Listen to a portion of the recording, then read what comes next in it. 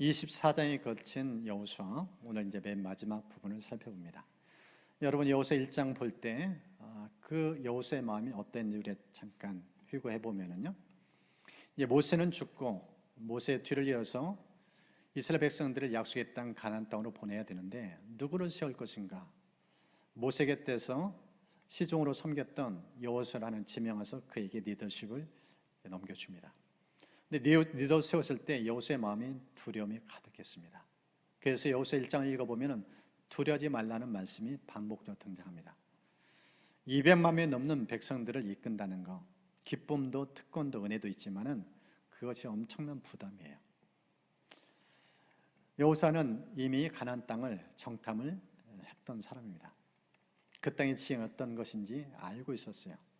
믿음으로 고백했고 이제 약속했던 눈앞에 있는데 정작 들어가기 전에 그의 마음의 상태는 많이 힘들었던 모습을 1장에서 보았습니다. 그런 가운데서 그가 정탐꾼을 보내고 이제 그 땅이 어떤지 탐지하고 돌아올 것을 말씀해요. 그들이 돌아왔을 때 어떤 고백을 했나요? 기생 라합을 통해서 하나님이 당신 민족을 통해서 역사하신 스토리를 우리가 다 들었다. 소문은 여기가 들렸다. 지금 이 가나안 주민들은 두려워 벌벌 떨고 있다. 하나님께서 당신 민족에게 이 땅을 약속하신 선물을 주신 걸 나도 알고 있다. 그 고백, 그 얘기를 들려줘요. 정탐꾼 들려진 소식 듣고 여호수아는 힘을 얻어요. 용기를 얻어요. 그리고 전을 정비하고 이제 가나안 땅에서 나아갑니다. 그런데 요단이 버티고 있었어요. 범람할 그 시기였어요. 쉽게 건널 수 있는 강입니다. 그런 강을 도하는 게 쉽지 않았어요. 근데 하나님이 정확하게 말씀하십니다. 언약궤를 및 제사장을 앞장서오라. 언약궤는 하나님 임재의 상징이니까 하나님이 앞장서면은 이 강 건너는 거 어렵지 않다. 홍해를 건널 때는 미리 모세를 통해서 가르신 후에 건너가게 하셨어요. 그런데 요단강 동안은 갈라놓지 않고 그냥 믿음으로 그 강물에 들어설 걸 말씀해요. 순종을 요구하신 하나님, 믿음으로 순종하는 그 발걸음 때는 하나님께서 길을 여시는 것을 요단강 도화를 통해서 보여줍니다. 그렇게 강물이 흘러넘치는 상황이었는데 이 언약궤를 맨 제사장들이 요단강에 첫발 디디자 쫙 갈라져요. 그리고 육지처럼 건너가요. 그런데 마냥 쉬운 길이 아니에요. 그 앞엔 또 장애물이 있었어요. 거대한 성 여리고. 이 성벽 앞에 어떻게 할 바를 알지 못해요. 하나님의 전략을 알려줘요. 걱정하지 말라. 믿음으로 돌라. 하나님 말씀에 순종하고 돌고 마지막 하나님께서 함성을 외치라는 순간 그렇게 철옹성이 하나님의 말씀대로 일순간에 와르르 무너져요. 그러면서 이제 약속의 땅이 그들의 눈앞에 하나하나 펼쳐져 가요. 그런데 여리고도 점령하고 이제 아이전에 나가는데 너무 쉽게 여겼어요. 그리고 범죄 사건도 있었습니다. 아간이 탐하지 말라는 그 물건에 손을 댐으로 말미암아 이스라엘 군인들이 죽어가요. 그리고 그 아간의 죄를 통해서 이스라엘 백성들이 하나님 앞에 겸비한 시간을 가져요. 우리가 무장해서 우리가 싸움을 이겼다고 또 이긴 게 아니구나. 진짜 중요한 것은 거룩의 싸움이구나. 죄를 없이 하는 거룩의 싸움이 가나안 전쟁의 특징이구나. 그걸 깨닫게 되어져요. 그러면서 수많은 전쟁들을 치러가는 그 모습을 우리 여러 장에서 살펴봤습니다. 그리고 마침내 모든 이 가나안 주민들을 하나님께 넘겨주고 그러면서 이제 12지파에게 땅을 다 분배를 마쳐요. 그리고 4지파까지 자기들이 거할 이제 성읍을 얻게 되어집니다. 그러면서 우리가 지난 23장에서는 이제 가나안 땅에 거할 상황 속에서 중요한 것은 이 가나안 문화에 동화되면 안 된다. 그 땅의 문화는 만만치 않다. 조심해라. 그 메시지를 살펴봤습니다. 오늘은요, 이제 여호수아가 이제 인생의 노년입니다. 아니 임종 무렵입니다. 이제 이 말을 하고 여호수아는 약속의 땅에 묻혀요. 묻히기 전에 유언에 가까운 메시지를 들려줍니다. 이 본문을 보면은 하나님께서 그동안 이스라엘 민족 속에 어떻게 일하셨는지 하나님께 초점 맞추고 그분에 대해 중요한 세 가지의 메시지를 들려줍니다. 하나님께 초점 맞추는 삶. 첫 번째, 하나님은 어떤 분이신가? 하나님은 인도자 되신다. 이 메시지를 오늘 본문은 우리에게 보여줍니다. 여러분, 오늘 본문을 보십시오. 2절 말씀. 여호수아가 모든 백성에게 이르되 이스라엘 하나님 여호와께서 이같이 말씀하시기를 옛적에 너희 조상들 곧 아브라함의 아버지 나홀의 아버지 데라가 강 저쪽에 거주하여 다른 신들을 섬겼으나. 이 2절 말씀을 보면은 아브라함을 언급하기 전에 그의 부모를 언급해요. 그의 부모를 언급하면서 그의 부모가 어떤 삶을 살았는지, 우상 숭배의 역사를 지금 기억나게 만들어줘요. 무슨 뜻일까요? 이스라엘 민족 처음부터 하나님을 경외하지 않았다는 거예요. 계속 흘러서 조상을 살펴보니까 아브라함 위에 누가 있었나? 그의 부모가 있었는데 그의 부모는 우상 숭배를 했다. 이스라엘 민족이 처음부터 하나님 경외하는 민족이 아니다. 하나님께서 그런 가문 속에서 아브라함을 택해요. 그러면서 이 본문의 3절 이하는 이렇게 말씀합니다. 내가 너희 조상 아브라함을 강 저쪽에서 이끌어내어 가나안 온 땅에 두루 행하게 하고 그의 씨를 번성하게 하려고 그에게 이삭을 주었고 야곱께 에사를 주었다. 이 말씀을 지금 들려주고 있습니다. 아브라함을 불러냈다고 표현해요. 이끌어냈다고 표현하고 있어요. 부모 밑에 있었으면은 계속 그 전철을 밟을 수가 없었어요. 우상 숭배의 그 문화를 끊을 수 없었어요. 이제 그것을 끊고 정리하고 이제 믿음으로 새 출발할 수 있도록 하나님께 그에게 믿음을 심어줬다는 거예요. 믿음의 길로 들어설 때 누가 은혜 주셨는가? 하나님이 그렇게 하셨다는 거예요. 저희 가문도 돌아보면은요, 어머니도 아버지도 하나님 제도 믿지 않았어요. 위할머니가 우상 숭배했던 분이에요. 유가 때 가면은 불상을 모시고 불공을 그렇게 지극정성으로 드렸던 분이에요. 그런데 사랑하는 딸, 저희 어머니가 아파서 누워 있는데 그 아무리 불공해도 응답하지 않아요. 고침 받지 못해요. 병원에서 의사의 진단, 이제 임종을 준비해야 됩니다. 의하고는 살 길이 없습니다. 절망의 끝에서 한 목사님을 만나게 해주시고 그분을 통해서 예수님을 알게 만들어주시고 이제 우선은 정리하십시오. 이제 예수님을 제대로 믿으십시오. 예수 믿으면 살 길이 열립니다. 그런 어머니가 예수님을 만나서 지금 87세까지 살아 계세요. 30대 사형 선고 받았는데 우상 숭배하던 집안이었는데 아버지는 무신론자예요. 하나님 없다 했던 분이에요. 제가 하나님을 만난 다음에 하나님이 목회자 길로 불렀을 때 신학을 가려고 할 때 그렇게 반대하시고 성경도 찢으셨던 분이에요. 그런 부모님들이었어요. 그런 집안에 하나님이 믿음을 심어주고 하나님 계신 것을 보여주시고 하나님 경외하며 살 수 있도록 얼마나 크신 은총을 베푸지 모릅니다. 여러분 집안 보십시오. 여러분 집안 거슬러 올라가십시오. 우리 민족이요 200년이 채 되지 않아요. 150년도 아직 되지 않고 있어요. 예수 믿는 지가 그렇게 오랜 세월이 아닙니다. 선교사님들 들어오지 않았으면 이 민족 평생 우상 숭배할 수밖에 없었어요. 우리 장로님 기도 때 표현했잖아요. 햇님 달님 각종 신들을 섬기며 살았어요. 그런 민족에게 하나님께 선교사를 보내셔서 예수가 참신이다. 그 믿음을 전수해 주셔서 오늘 우리가 이처럼 이 땅에 그렇게 많은 교회가 주일날 하나님께 나와 예배 드릴 수 있는 특권, 믿음의 은혜였어요. 성경에도 보니까 이렇게 말씀합니다. 에베소 2장 여러분도 전에는 허물과 죄로 죽었던 사람들입니다. 그때 여러분은 허물과 죄 가운데서 이 세상 풍조를 따라 살고 공중의 권세 잡은 통치, 곧 지금 불순종의 자질 가운데 역사는 작용하는 영을 따라 살았습니다. 마귀 자식, 우상 숭배자, 과거 이력이 이랬다는 거예요. 그런 우리가 에베소 1장에 이렇게 말씀합니다.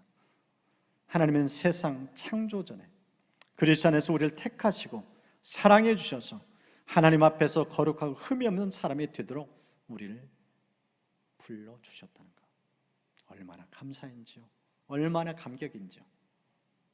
오늘 성경 그 메시지를 들려줍니다. 인도하신 하나님 두 번째는요, 어떤 길로 인도해 주는가? 구원의 길로 인도하신 모습을 보여줍니다. 첫 번째는 믿음의 길, 두 번째는 구원의 길. 여러분 본문의 6절과 7절을 보면 애굽이라는 단어가 등장합니다. 내가 너희 조상들을 애굽에서 인도하여, 7절, 내가 애굽에서 행한 일을 너희 눈이 보았으며. 여러분 애굽의 무슨 특징인가요? 이스라엘 백성을 출애굽한 그 여정이 출애굽기에 끊임없이 등장합니다. 이스라엘 백성은 애굽에서 나오는 여정 쉽지 않았어요. 바로 왕이 놓아주질 않았어요. 10번에 걸친 재앙을 보냈는데 끔찍하지 않아요. 마지막 카드,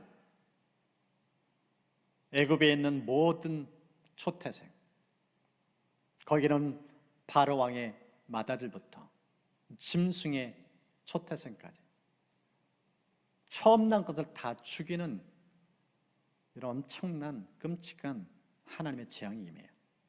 그런 와중에 하나님께서 이스라엘 백성을 살리기 위해서 어린 양을 잡아서 그 피를 문선좌 임방에 바르면은 이 죽음이, 재앙이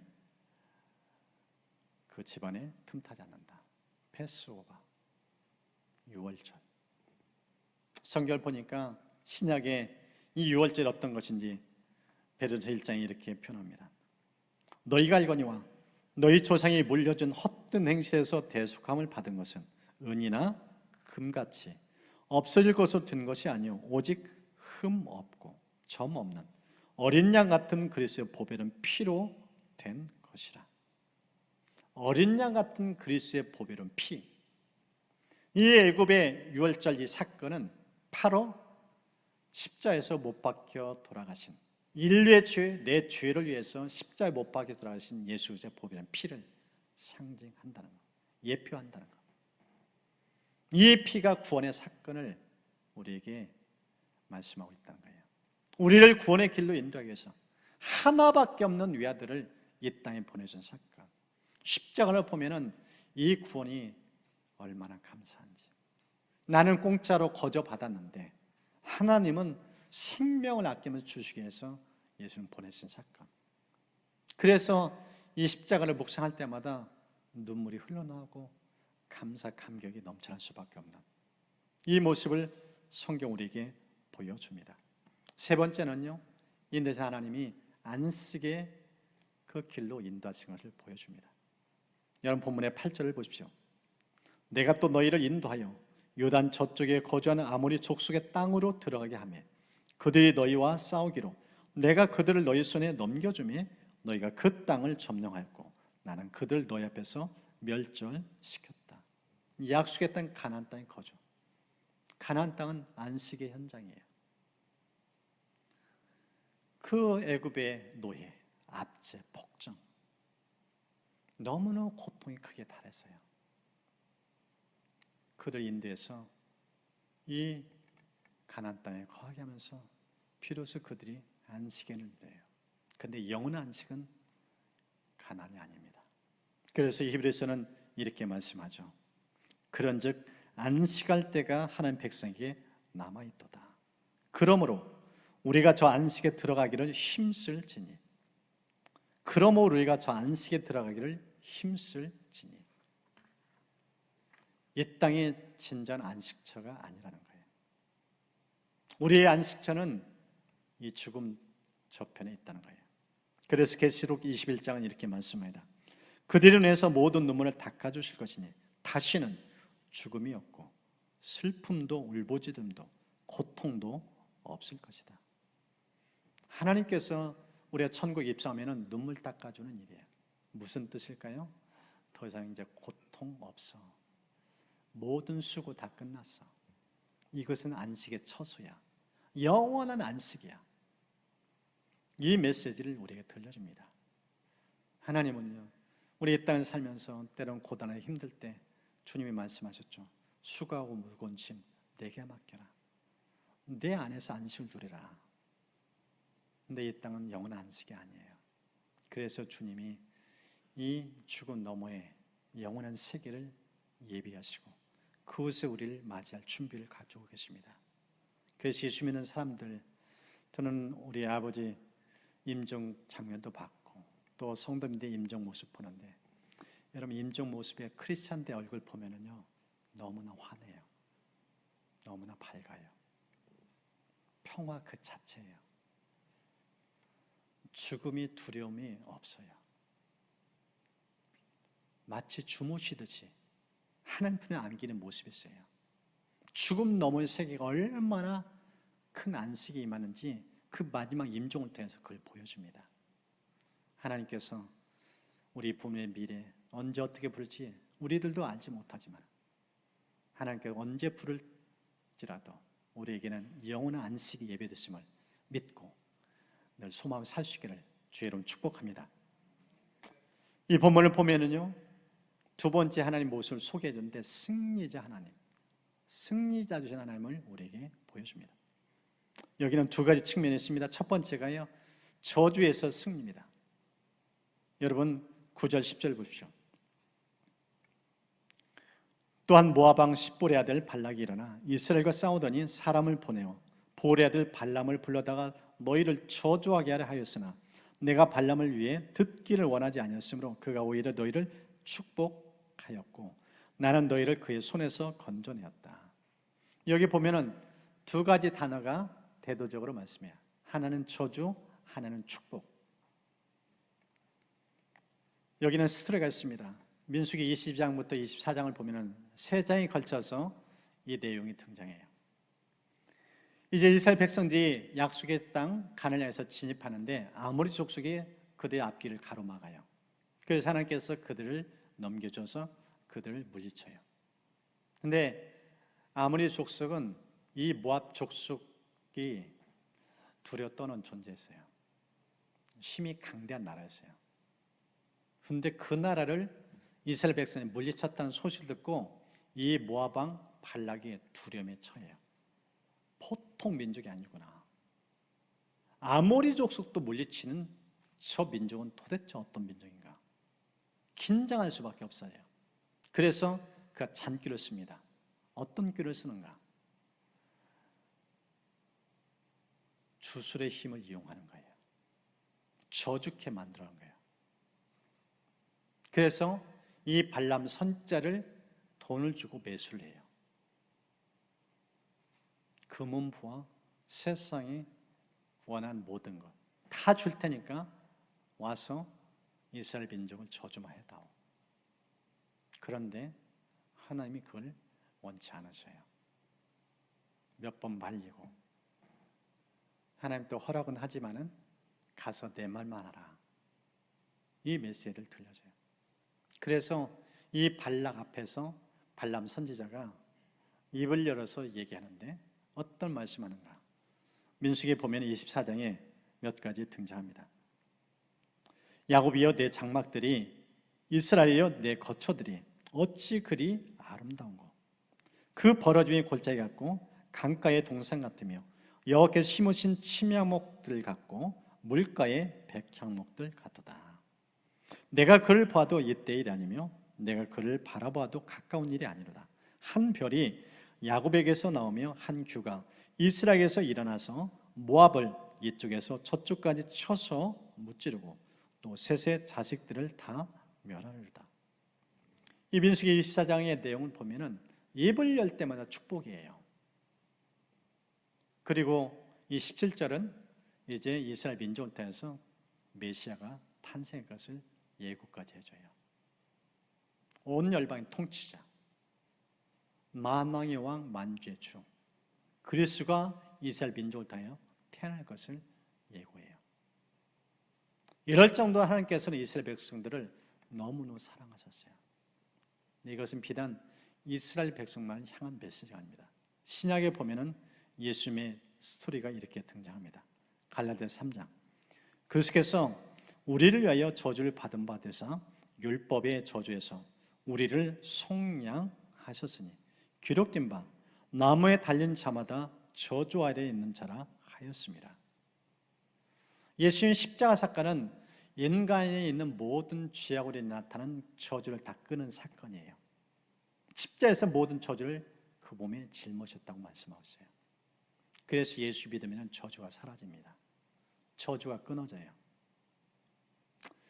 이미 하나님 부름 받아서 주님 품에 안긴 조기 목사님 설교 때인데 어느 날 그 목회 현장에 있었던 한 일화를 얘기하더라고요. 이제 이분이 불광동 그 지역에서 천막교회를 시작했는데 뭐 그 지역은 그렇게 가난한 사람들이 많았대요. 근데 어느 한 집을 갔는데 예수 믿으라고, 예수 믿고 천국 가시라고. 그런데 전도를 했는데 이런 표현했대요. 천국? 그거 중요치 않다. 우리는 삶이 곧 지옥이다. 내일에 대한 소망이 없어요. 날마다 먹고 사는 걱정해야 돼요. 자식들은 8명 있는데 자기들 생계를 책임지지 못해요. 천국, 지옥 얘기하는데 콧방귀를 껴요. 들은 척을 하잖아요. 죽어서 지옥 가는 거 두렵지 않다. 삶이 지옥인데 그럴 정도로 시큰둥한 반응을 보여요. 이 전대 사건 있고 난 다음에 조 목사님이 그런 표현하더라고요. 그때 이후로 내 목회 메시지가 달라졌다. 소망에 대한 메시지. 그래서 이 순복음 교리에 삼박자 구원 5중 축복에 대한 얘기 나와요. 내 영혼이 잘된 같이 내가 잘되고 범사에 강건하기를 내가 축원한다, 축복한다. 영혼, 육체, 우리의 물질, 이 땅에 필요한 모든 것 예수 믿으면 잘 될 수밖에 없다. 그래서 축복 설교를 굉장히 많이 했습니다. 그래서 이 교회가 삽시간에 엄청난 성장하게 돼요. 근데 성경은 그게 다는 아니거든요. 근데 중요한 메시지가 거기에 있어요. 저주에서 해방된다는 거. 그렇게 가난을 대물림 받았던 사람인데 예수 믿고 하나님의 은총을 받아요. 가난이 끊겨져요. 잘 살아요. 유학을 꿈꾸지 못했는데 유학도 보내요. 그렇게 전도하면서 지옥, 이 땅이 지옥이었다는 그 집안이 예수 믿고 난 다음에 자식들이 유학까지 갔다 왔대요. 하나님 복을 주시니까. 예수 믿으면 물질적인 복을 받아요. 자식들이 잘 되기도 하고요. 근데 그것이 다는 아닙니다. 제가 한번 성도의 가정을 방문했는데 그 성도님이 고민을 얘기해요. 얼굴이 너무 어두워요. 예수 믿는데 재미가 없나요? 두려움, 긴장이 있어요. 알고 보니까 이 집안에 내력이 있어요. 이 집안에 우한 질과 끊이지 않아요. 집에 갔는데 집안 분위기가 우중충해요. 어두워요. 밝음의 정서가 안 보여요. 알고 보니까 잘못된 그 생각을 마음에 품고 사는 거예요. 이 집안의 조상 대대 넘겨오는 이 두려움의 영이 이분에게도 있어요. 그 두려움이 자기한테도 임할까 봐. 그 내용이 무엇인가? 단명이에요. 오래 못 사는 거예요. 오빠도 같고 부모도 같고 나도 이제 얼마 안 있으면 또 갈 것 같다는. 그러니까 얼마나 하루하루가 불안해요. 어디 조금만 아파도 나도 이제 세상 떠나는 거 아닌가? 이 긴장. 그래서 제가 성경을 펴져서 말씀을 나눴어요. 그중에 이 갈라디 3장 얘기를 꺼냈어요. 예수님 십자가 사건은 모든 저주에서 해방시킨 사건이다. 그건 잘못된 생각이다. 성경의 예수님은 우리의 모든 저주를 십자가에서 모두 다 담당하셨다.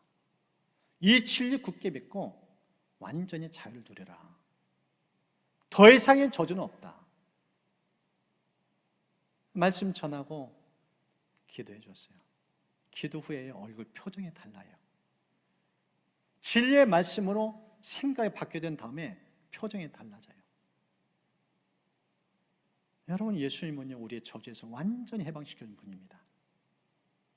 잘못된 생각, 그 마음이 여러분에서 혹여나 틈탔거든 진리의 말씀으로 끊으시길 축복합니다. 완전한 저주의 해방이에요. 계시록 22장 이렇게 말씀합니다. 다시 저주가 없으며 다시 밤이 없겠고. 저주가 없다, 밤이 없다. 예수 믿으면요 빛이 임해요. 광채가 임해요. 예수 믿는 사람 얼굴 표정만 봐도 알 만큼 그런 빛이 임하는 삶입니다. 이게 저주에 해방시킨 주님의 사건입니다. 여러분 삶 속에 내용의 햇빛 같은 이 은총에 늘 충만하시기를 주의 이름 축복합니다. 두 번째는요, 전쟁에서 승리입니다. 11, 12절 보니까 여러 개 주민 아모리 족속의 두 왕을 물리친 사건이 등장해요. 이렇게 표현해요. 내가 그들 너희 손에 넘겨주었으며 너희 칼이나 너희 활로서 이같이 한 것이 아니다. 승리는 하나님 주셨다는 거예요. 믿음도 선물, 승리도 선물입니다. 로마서 8장 31절 이렇게 말씀해요. 그런즉 이래되 우리가 무슨 말 하리요? 만일 하나님 우리를 위하시면 누가 우리를 대적하려? 만일 하나님이 우리를 위하시면 누가 우리를 대적하려? 나와 싸울 때 있으면 나와보라. 당당해요. 자신만만해요. 하나님이 내 편이시니까. 예수 믿는 사람은요, 이 자신감이 넘치는 삶입니다. 여러분이 이 힘을 얻고 살아갈 수 축복합니다. 고린도서 15장 우리에게 승리를 주시는 하나님, 우리에게 승리를 주시는 하나님. 하나님은 패배감이 없어요. 늘 승리예요. 영원한 승리입니다. 완전한 승리고요. 이 주님 안에서 여러분들 승승장구하시기를 축복합니다. 마지막은 신뢰자 주시는 하나님입니다. 앞서 살펴봤어요. 하나님은 우리에게 인생길을 믿음으로 구원으로 안식의 길로 인도하시는 인도자 하나님을 살펴봤습니다. 그 하나님이 우리 인생길을 승리하도록 저주에서 또 싸움에서 전쟁에서 승리할 수 있도록 그렇게 이끄시는 살펴봤습니다. 이제 그 하나님에서 우리의 결단이 필요하다는 거예요. 그분이 우리의 유일한 신뢰 대상 되신다는 것. 이 메시지가 이 본문에 등장합니다. 신뢰 하나님, 이분을 믿고자 하기 위해서 중요한 몇 가지 메시지가 있습니다. 첫 번째가요, 가짜를 버려라. 가짜를 버려라. 여러분 14절 23절 보십시오. 너희 조상들이 강 저쪽과 애굽에서 섬기던 신들을 치워버리라. 그리고 여호와만 섬기라. 이제 너희 중에 있는 이방 신들을 치워버리고 여호와께로 향하라. 똑같은 말씀이에요. 여러분 신앙은요, 가지치기를 해야 돼요. 정리작업을 해야 돼요. 오늘의 성경은 여호수아가 이스라엘 백성들을 보면서 신앙은 무엇인가? 하나님 한 분 충분하다. 완전하다. 여호와 외에 다른 신을 두지 말라. 지금 이 메시지를 들려주고 있습니다. 이 고백을 어떻게 했을까요? 여호수아가 온몸을 체험을 해요. 그걸 누렸어요. 그래서 이 가짜 앞에 속지 말라는 겁니다. 여러분, 우리 이 땅에 사는 세계는요, 생각보다 많이 속고 살아요. 제가 아는 어떤 사람, 제가 참 이렇게 자주 보는데 사업을 하는데 얼마나 많이 속는지 몰라요. 사기꾼이 너무 많아요. 여러분도 한두 번 속 게 아닐 겁니다. 저도 여러 번 속았어요. 우리 교회에 찾아왔는데 몰골이 참 말이 아니에요. 그냥 도와주고 싶은 마음이 생겨요. 근데 이 얘기를 들어보니까 안 도와주면 안 돼요. 그래서 반찬도 싸주고 쌀도 싸주고 그리고 좀 차비라도 하라고 돈도 좀 쥐어주고 그리고 내가 좀 더 보살피겠다고 주소지 졸라고 그래서 주소지 적어줬어요. 찾아갔는데 없어요. 경찰을 만나가지고 주소지 어딨냐고 신원조회까지 해봤는데 이름이 없어요. 가짜가 교회에 들어와요. 몰라요. 진짜 도와주고 싶은 사람이 아니라 속여서 돈 받으려는 그런 사람들. 이게 우리가 사는 삶의 현장이에요. 그런데요, 사탄이 우리 영을 노려요. 우리처럼 함께 나와 예배 드리잖아요. 하나님 참신 줄 알고 있잖아요. 근데 가짜에 속아 사는 사람이 너무 많아요. 너무나 많은 사람들이 예수를 몰라요. 심지어 유대인조차 예수님이 그들 조상이었고 그 계보를 따라서 유대 땅에 왔는데 거절해요. 가짜로 예수를 죽여요. 얼마나 많이 속아 사는지 모릅니다. 이 가짜에 속아 사는 게 한둘이 아닙니다. 전도해 보십시오. 안 믿어요. 관심이 없어요. 귀를 닫고 마음을 닫아요. 가짜에 속는데도 진짜 얘기를 못 알아들어요. 가짜 버려 진짜 취한다고 그렇게 말씀하는데도.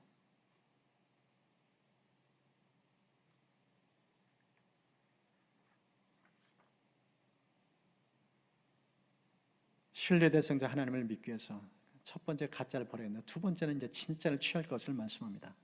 15절 보십시오. 너희 조상들이 강 저쪽에서 섬기던 신들인지 너희가 거주하는 땅에 있는 아모리 족속의 신들인지 너희가 섬길 자라 오늘 택하라. 오직 나와 내 집은 여호와를 섬기겠노라. 오직 나와 내 집은 여호와 하나님만 섬기겠다. 무슨 뜻일까요? 하나님 믿고 살아보니까 진짜다. 이분밖에 없다. 똑바로 이 하나님 붙잡고 살자. 제대로 믿고 살자. 이 메시지를 지금 들려주고 있습니다. 성경은 예수님께서 이 땅에 오셔서요, 천국에 대한 비유를 해요. 천국에 대한 얘기를 못 알아듣니까 비유를 통해서 말씀하는데 예수님께서 밭에 감춘 보화에 대한 얘기를 꺼내요. 그러면서 이렇게 말씀합니다. 마태복음 13장. 천국은 마치 밭에 감춘 보화 같으니 사람이 이를 발견한 후 숨겨두고 기뻐하며 돌아가서 자기의 소유를 다 팔아 그 밭을 사느니라. 발견의 단어가 등장합니다. 감추어졌어요. 땅 밑에 숨겨져 있으니까 이 밭의 가치를 몰라요. 그런데 이 밭을 가는데 뭐가 걸려요. 파보니까 눈이 휘둥그레져요. 어마어마한 금은보화예요. 유대 문화가 있습니다. 이 이스라엘 땅은요, 잦은 침공을 받았기 때문에 이 금은보화를 쉽게 이렇게 보관하기 어려워요. 그래서 쓴 방법이 땅 밑에 그것을 숨기는 거예요. 그런데 숨겨놓고 얘기를 않고 그냥 지내니까 이 어느 밭에 금은보화인지 몰라요. 이 비유가 바로 그런 배경입니다. 그런데 밭을 갈다가 이걸 발견하고 어떻게 되겠어요? 집안에 있는 모든 것 다 정리해가지고 그 밭을 샀대요. 어떻게 해요? 가치를 알았기 때문에. 이 밭은 보통 밭과 다르다. 어마어마한 보화가 이 밭에 숨겨져 있다. 성경 보면 이 보화를 발견한 한 사람이 등장해요. 사도 바울. 그가 이런 표현합니다. 또한 모든 것을 해로 여김은 내 주 그리스도 예수를 아는 지식이 가장 고상하기 때문이다. 내가 그를 위하여 모든 것을 잃어버리고 배설물로 여김은 그리스도를 얻고 그 안에서 발견되려 함이니. 바울이 썼던 단어가 발견한 단어예요. 예수님 만나기 전에 못 발견했어요. 밤에 도상에서 예수 만난 다음에 눈이 열렸어요. 예수가 진짜구나. 예수가 참신이구나. 내 평생 믿고 따를 분이 예수님밖에 없구나. 그래서 날마다 예수를 초종하며 살았어요. 그 예수님의 인생을 걸고 평생을 살았던 사람이에요. 가장 고상한 지식. 이 눈이 열려야 신앙의 재미가 있습니다. 예배들은 즐거움이 있어요. 예수님과 교제하는 기쁨이 넘쳐납니다. 여러분 그 은혜를 누리고 계신 줄 믿습니다. 근데 아직 못 누리는 분들도 있어요. 예배가 졸립고 재미없고 교회 나누는 것이 너무나 부담스러운 사람들도 의외로 있어요. 왜요? 예수님이 부활인 것을 모르기 때문에. 예수를 제대로 만나야 돼요. 진짜 예수가 구원자 맞나? 나의 죄를 위해서 내 인생의 모든 문제 해결자가 예수님인 걸 제대로 내가 깨닫는가? 그 믿음이 생겼는가? 없다면 구해야 돼요. 나도 이 예수님 만나게 해달라고. 이 예수님 안에서 내가 진짜 참된 믿음을 갖고 살라고. 사도 바울이 경험했던 이 경험, 진짜 예수가 최고구나. 이 믿음을 나에게도 달라고 구하면 주셔요. 그 기쁨을 누리게 됩니다. 여러분과 여러분 가정 모두가 이런 은혜를 누릴 수 있기를 축복합니다. 이렇게 여호사가 자기의 분명한 신앙에서 고백하면서 이제 백성들에게도 도전합니다. 당신들도 신앙 택해야 된다. 선택해라. 그러자 백성들이 이렇게 고백해요. 16절. 백성이 대답하여 이르되 우리가 결단코 여호와를 버리고 다른 신들을 섬기기를 하지 않겠습니다. 17, 18절. 이는 우리 하나님 여호와께서 친히 우리와 우리 조상들을 인도하여 애굽 땅 종되었던 집에서 올라오게 하시고 우리의 복전에 큰 이적들을 행하시고 우리가 한 모든 길과 우리가 지난 모든 백성들 중에서 우리를 보호하셨으며 그러면서 18절에 결론적으로 이렇게 맺습니다. 그러므로 우리도 여호와를 섬기리니 그는 우리의 하나님이십니다. 그는 우리의 하나님이십니다. 지금 여호수아의 고백이나요 이스라엘 백성 고백이나 공통된 특징이 있어요. 그들은 하나님을 경험했다는 거예요. 귀로 듣고 머리로 아는 지식이 하나님 아니었어요. 삶을 통해서 체득한 거예요.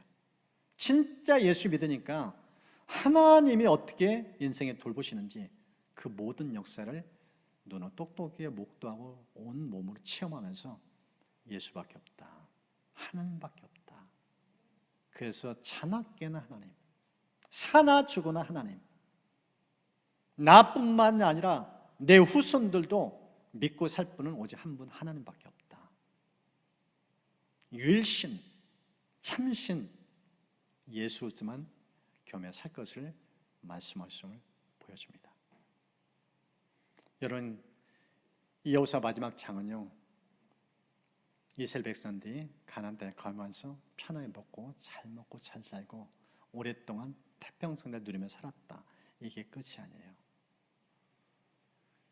여호수아 1장을 통해서 쭉 흐르면서 마지막 장, 이제 가나안 땅 다 정복하고 후손들에게 약속을 다 준 다음에 마지막 남긴 메시지는 무엇인가? 하나님 그분만이 진정한 약속의 땅이라는 거예요. 그분 안에서만 진정한 안식이 있다는 거예요. 그분 떠나면은 가나안 땅에서 축복은커녕 저주가 임할 거라고 말씀하고 있어요. 경고하고 있어요.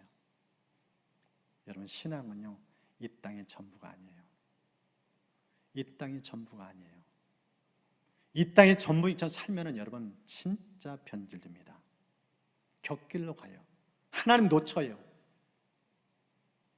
특별히 우리 젊은이들, 우리 자녀들 예수 믿어서 제대로 눈이 열리고 제대로 만나야 돼요.